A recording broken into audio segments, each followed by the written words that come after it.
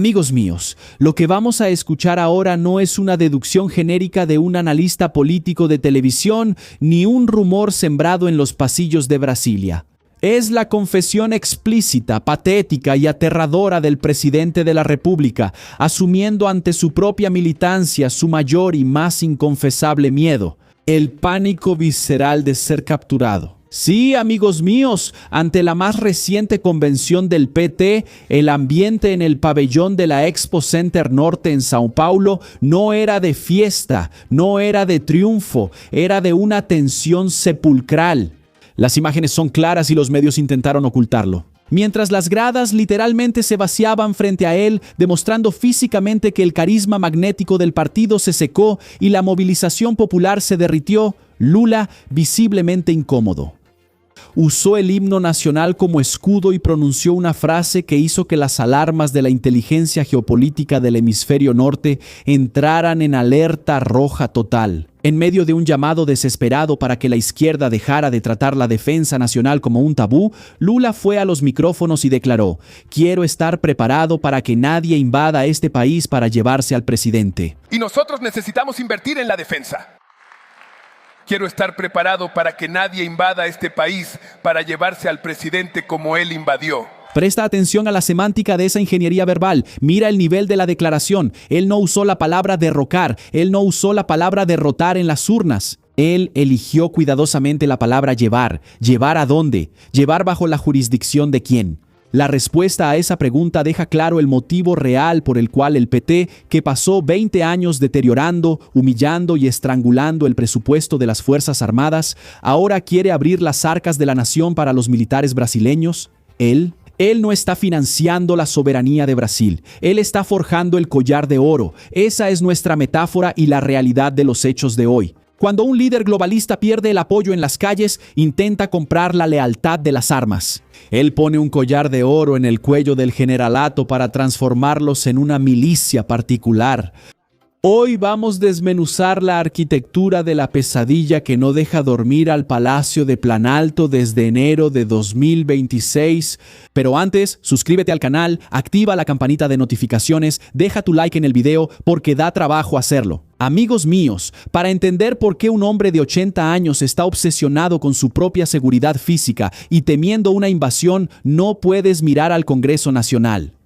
Tienes que mirar a las Cortes Federales de Estados Unidos y a los acuerdos letales de colaboración premiada firmados por líderes globales del Foro de Sao Paulo, que ya han caído. Porque en su discurso de pánico, Lula citó expresamente el nombre de Nicolás Maduro. Pero lo que él ocultó a la militancia fueron los nombres de los generales y operadores que la dictadura chavista no pudo proteger del largo brazo de la ley estadounidense. Existe un nombre que aterroriza a la cúpula de la izquierda continental. Alex Saab es su nombre, repito, Alex Saab. El mega empresario, arquitecto financiero y operador logístico que tenía el control de las armas, rutas de dinero y oro del régimen venezolano, actuando como los pulmones financieros de Maduro.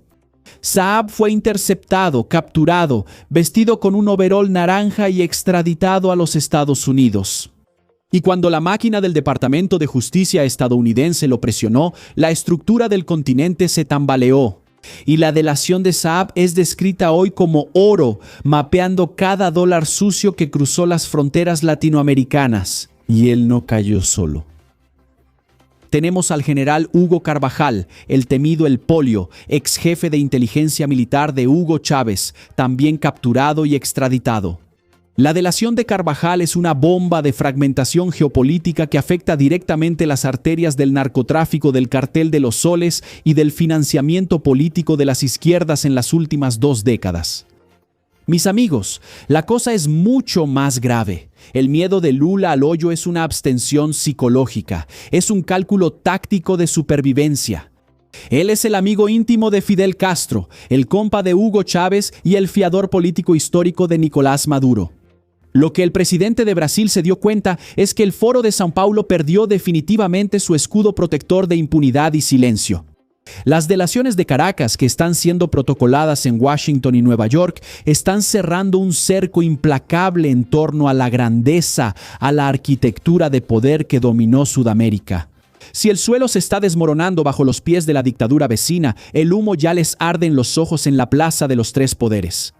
Y es exactamente por causa de ese pánico de captura internacional que el discurso antimilitarista histórico del PT dio un vuelco de un momento a otro. Y aquí debes hacerle una pregunta al sistema mirando la realidad del país. ¿Realmente crees que el aumento súbito de inversiones en el ejército, la marina y la aeronáutica propuesto por Lula sería para proteger nuestra frontera del tráfico de drogas y del contrabando? El Partido de los Trabajadores pasó las últimas décadas aniquilando el presupuesto de defensa y destruyendo el prestigio del uniforme. La consecuencia práctica de ese desmantelamiento desenfrenado no fue solo la falta de munición para el entrenamiento. Fue el relajamiento generalizado de la vigilancia de nuestras fronteras terrestres y marítimas. Facilitaron por inercia el uso de herramientas de protección para drogas y contrabando. Hoy circula libremente por nuestras carreteras y domina el puerto de Santos. Brasil cuenta hoy con cerca de 160 generales en activo, con la misión de proteger un territorio continental y a más de 200 millones de habitantes. Por su parte, Maduro, en Venezuela, presidiendo un país económicamente devastado, con apenas una quinta parte de nuestra población y donde el 25% del pueblo huyó por el hambre, tenía la increíble cantidad de 1.000 oficiales de la más alta graduación. Repitiendo, 1.000 oficiales. Venezuela tiene más de 1.000 generales y almirantes. ¿Y para qué sirven 1.000 generales en un país que no está librando ninguna guerra convencional contra ninguna potencia extranjera? Sirven exactamente para formar una guardia pretoriana corrupta. Maduro entendió el juego brutal del poder. Él ató a las Fuerzas Armadas al esquema multimillonario del cartel de los Lusoles. El modelo chavista es comprar la lealtad mediante la corrupción sistémica del uniforme. La jugada del sistema globalista siempre es la misma. Ya sea en Caracas o en Brasilia, desarman al ciudadano común, destruyen la capacidad de defensa de la familia y se arman hasta los dientes con las milicias institucionales. Pero vamos a hacer aquí un ejercicio de visualización para acabar con cualquier ilusión que todavía tengas. Cierra los ojos y vuelve al referéndum de 2005. El pueblo brasileño fue a las urnas y votó un rotundo no a la prohibición del comercio de armas. Dijimos que no.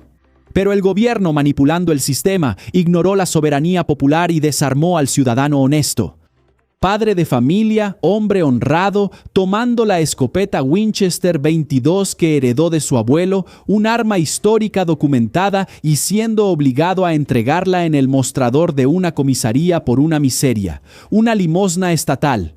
El ciudadano fue desarmado bajo la presión psicológica de unos medios de comunicación manipulados y de un sector de la Iglesia Católica dominado por la teología de la liberación que orquestaron, sí, campañas por la paz. Y hoy, mientras esa misma gran prensa distrae a la masa con titulares populistas sobre descubre si tienes parte de los 10.000 millones de reales olvidados en el Banco Central, el verdadero asalto estratégico ocurre tras bambalinas. El presidente, el mismo hombre que exigió el arma de su padre en 2005 para dejar su casa vulnerable, ahora quiere usar miles de millones del presupuesto público. Tu dinero de los impuestos para comprar un ejército particular. Quiere apretar la correa de oro en el cuello del generalato para asegurarse de que no será llevado esposado fuera del país si el viento cambia. Pero pon mucha atención aquí porque vamos a aplicar el filo de nuestro análisis de élite sobre este escenario. Toda esa puesta en escena repentina de nacionalismo, ese discurso de proteger las fronteras y nuestra industria bélica, puede ser la mentira estratégica más monumental, hecha solo para generar votos de la base patriota y preservar la integridad física de un líder acorralado. Lula enfrenta un dilema insoluble y fatal. Su ideología es, y siempre ha sido, visceralmente apátrida. No tiene ningún sentido, lógicamente. O un político globalista de hueso colorado que sueña con un continente sin fronteras, guiado por una agenda progresista y sometido a un gobierno transnacional único. De repente querer unas fuerzas armadas patriotas y nacionalistas. El verdadero nacionalismo militar, si se fortaleciera con ética, lo escupiría fuera del poder en 5 minutos. El militar que ama su tierra no saluda el desmantelamiento de la patria, pero supongamos que logra instalar el modelo venezolano. Si crea una guardia pretoriana comprada, idéntica a la de Maduro, forjada a su correa de oro, ¿realmente estará seguro? Amigos míos, miren el nivel de ingenuidad de ese plan. Se comenta mucho en los pasillos cerrados de la inteligencia internacional que el propio Nicolás Maduro, incluso rodeado por sus 1000 generales, ya fue traicionado tras bambalinas y entregado a los estadounidenses por sus propios hombres de confianza en una operación que aún no ha salido completamente a la luz. La regla del collar de oro es brutal, insensible y matemática. Quien paga más se lleva al perro. Cuantos más lamebotas corruptos y mercenarios de uniforme compras para que te protejan, más traidores potenciales pones dentro de tu propia sala de mando, dispuestos a venderte.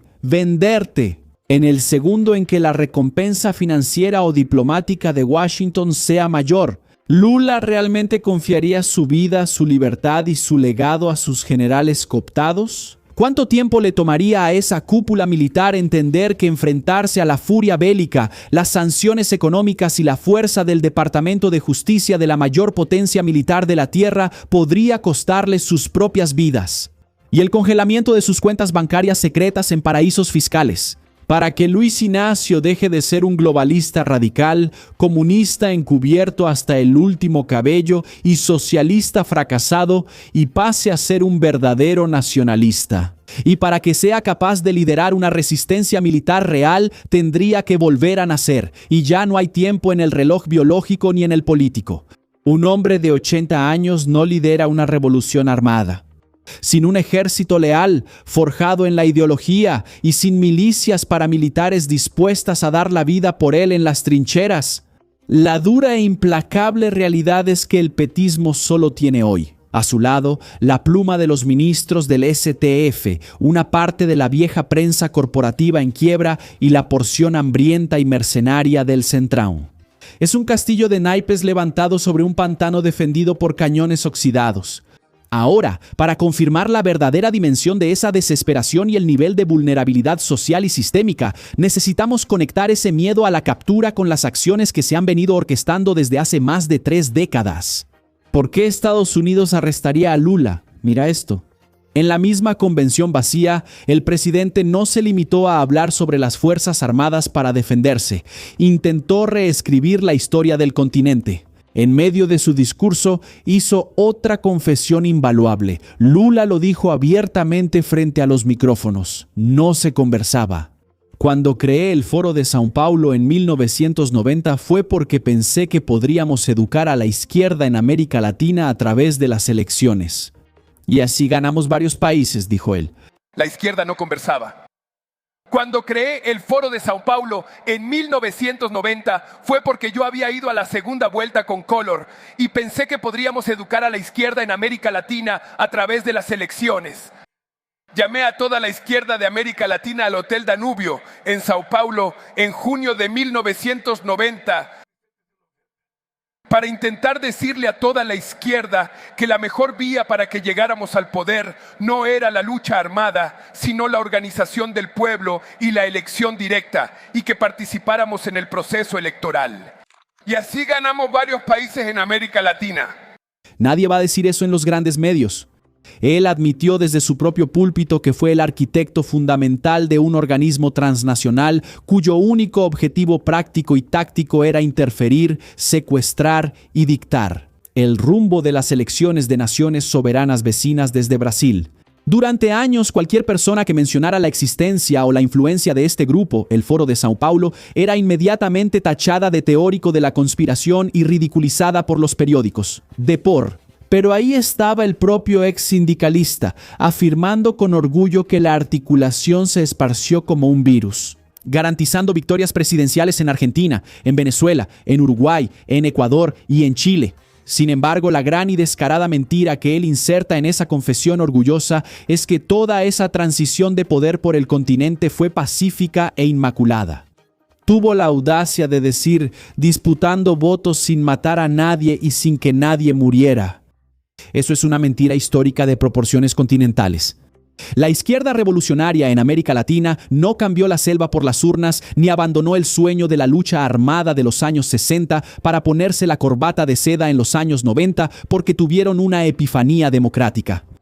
Lo hicieron porque el mundo cambió de forma brutal. El muro de Berlín cayó, la Unión Soviética quebró miserablemente y la llave de miles de millones de dólares que Moscú enviaba a las guerrillas de Fidel Castro en Cuba se secó. El Foro de Sao Paulo no nació como un simpático club de debate ni como un centro académico. Nació como una formidable máquina de guerra híbrida. Presta atención, ya que el financiamiento internacional para comprar fusiles se había acabado, la nueva directriz de Fidel y Lula era invadir el proceso electoral. La interferencia del foro nunca se limitó a dar consejos de marketing entre partidos aliados. Brasil, bajo el liderazgo férreo de los gobiernos petistas, se convirtió en el banco central de financiamiento de ese eje del mal latinoamericano, a través de las arcas multimillonarias del BNDES, ocultas bajo el manto cínico de la integración y cooperación regional. Constructoras brasileñas y montañas de fondos públicos provenientes de sus impuestos fueron utilizadas para consolidar, financiar y elegir dictaduras y regímenes populistas. De Cuba a Venezuela, pasando por Bolivia y Ecuador, era el sudor del trabajador brasileño sangrando para mantener artificialmente viva la pesadilla comunista del continente. Dos ejemplos clásicos de cómo tomaban el dinero del BNDES para financiar las elecciones en esos países. Primero, el Metro de Caracas. Dinero del pueblo brasileño para construir el Metro de Caracas a través de la constructora Odebrecht. ¿Recuerdas a Odebrecht en la operación Lava Jato, que pagaba sobornos para que los políticos del PT y de la izquierda se reeligieran indefinidamente? Otra obra clásica, y es increíble que ninguno de ellos esté preso de por vida, fue el puerto de Mariel, en Cuba. Mira, Cuba no exporta absolutamente nada a nadie. Cuba es una dictadura sumamente cerrada. Dinero del BNDES fue usado para construir ese puerto. ¿Para traer prosperidad al pueblo cubano? No, el dinero fue desviado para financiar campañas políticas. Esa es exactamente la misma máquina de poder que Hugo Chávez confirmó en videos públicos que todavía circulan en las redes, donde él detalla con total naturalidad que líderes sanguinarios y guerrilleros de las FARC estaban sentados, tomando café y debatiendo estrategias en las mesas de reunión del Foro de Sao Paulo en San Salvador, a invitación de amigos revolucionarios. La guerrilla oficial, las organizaciones narcoterroristas y los partidos políticos que se dicen democráticos operaban y aún operan de forma orgánica. Todos bajo el mismo paraguas estratégico, cuyo registro de dominio en Internet, vale la pena recordar, pertenece al propio PT. La estrategia de destrucción occidental nunca cesó. Simplemente cambió el uniforme camuflado lleno de lodo por el traje bien cortado y la toga en los tribunales superiores. Y es exactamente por eso que el miedo del liderazgo actual del sistema ahora es real, denso y desesperante. Ellos pasaron los últimos 20 años perfeccionando su operación territorial continental. Su capacidad sigilosa e invisible de movilizar dinero de esquemas, interferir en la estructura del poder judicial y marcar la agenda de los grandes medios para asegurar victorias electorales ajustadas. Pero por primera vez en la historia moderna, ese aparato está enfrentando un choque de realidad. El sistema político que siempre se escondió en las sombras se topó de frente con una nueva derecha mundial. Y ciudadanos comunes que aprendieron las reglas brutales de la guerra de comunicación. El pánico de Lula no está dictado solo por despachos de jueces de Nueva York contra sus aliados. El pánico es ver que el blindaje mediático que los protegió durante décadas finalmente se vino abajo. El monopolio de la narrativa se acabó. Las maniobras se exponen diariamente en las plataformas digitales abiertas y descentralizadas, impulsadas por el caos incontrolable de una red liderada por la vigilancia tecnológica de Elon Musk. Y por la sombra pesada de una inminente resurrección de la fuerza de choque estadounidense, con Donald Trump al mando del juego global, y ese juego ya comenzó. El gigante estadounidense acaba de formar el escudo de las Américas. Cercamiento total y absoluto al Foro de Sao Paulo. La fundación del sistema globalista en América Latina siempre dependió del silencio complaciente y de la invisibilidad. Y en el momento en que se enciende la luz y la atención del mundo se dirige hacia ellos, la captura, la extradición y la caída ya no son alucinaciones de un anciano aterrorizado. Pasaron a ser una mera cuestión de tiempo y de trámite burocrático. Si viste la ingeniería del caos operando en tu país y te diste cuenta de que su fuerza se sostiene solo por una fachada de autoridad que ya no podemos tolerar, deja tu opinión en los comentarios ahora. Escribe las palabras clave de nuestro veredicto de inteligencia de hoy: collar de oro y sistema expuesto. Repito, collar de oro y sistema expuesto. El algoritmo necesita entender la fuerza de esta comunidad de analistas. Gente, definitivamente en Brasil no existen solo idiotas. Sí existe una masa poderosa que piensa por sí misma, que piensa fuera de la caja, y tú eres una de ellas. Ahora, la fragilidad de quien pierde el control de su propia narrativa es brutal, ya sea en el ajedrez de la alta geopolítica o en la supervivencia despiadada del libre mercado. El mismo dolor de un líder político que ve sus gradas vacías por ya no retener a la audiencia es el dolor que hoy destruye a grandes talentos. Porque en el juego de poder y en la supervivencia del mercado, quien no es visto es devorado. Hoy, la moneda más valiosa del mundo es la atención. Para ti, empresario o profesional destacado, lo que más duele es ser el mejor en lo que haces y seguir siendo invisible.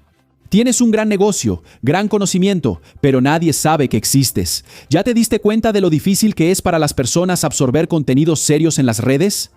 Parece que solo los bailes o los memes sin sentido se vuelven virales. Hace 15 años en la radio y la televisión entendí que el mecanismo para generar autoridad exige contenido denso y una estrategia letal. Hoy genero más de 50 millones de visualizaciones al mes en mis redes sociales, monetizando en dólares.